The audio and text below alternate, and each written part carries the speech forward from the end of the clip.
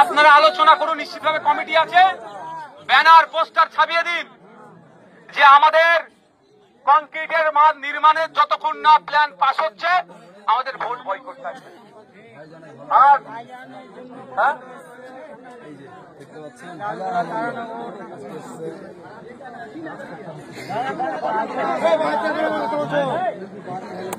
বন্ধুগণ, আপনাদের বলবো অনেকক্ষণ আপনারা রোদে আছেন, রৌদ্র আছে,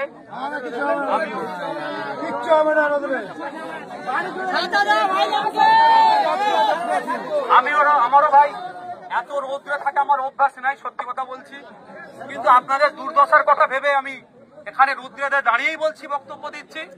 সত্যি আমাকে প্রচন্ড ব্যথা দিয়েছে মায়েদের চোখের কান্নাগুলো, না চোখ থেকে যখন পানি বার হচ্ছিল আমি দেখে এলাম, আমাকে প্রচন্ড ব্যথা দিচ্ছে যে আমরা কোন জায়গায় দাঁড়িয়ে আছি। এক মা বললেন যে আমি খেতে পাই আর না পাই, অন্তত মাথা গুজার জায়গাটা যাতে সরকার তাড়াতাড়ি করে দেয়, একটু আপনি দেখবেন। আপনি একটু বিধানসভায় রাধা কৃষ্ণ দায়নগরের কথাটা উত্থাপন করেন। একদম নেতা বিধানসভায় কথা বলার মুখ নেই, আপনি একমাত্র আপনাকে ভরসা।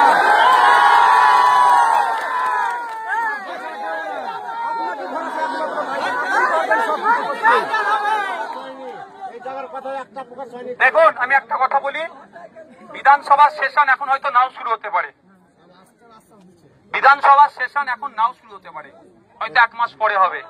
এটাও জানিয়ে রাখি, আমাদের রাজ্য সরকার না বিধানসভাও চালাতে চায় না, বেশি দিন চালায় না, খুলবে 2-4 দিন করবে আবার বন্ধ করে দেবে।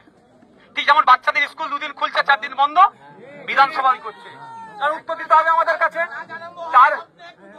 তারপরে আমি বলছি, বিধানসভায় তো চলবই, জবাব তো চাইবই, প্রশ্ন তো করবই।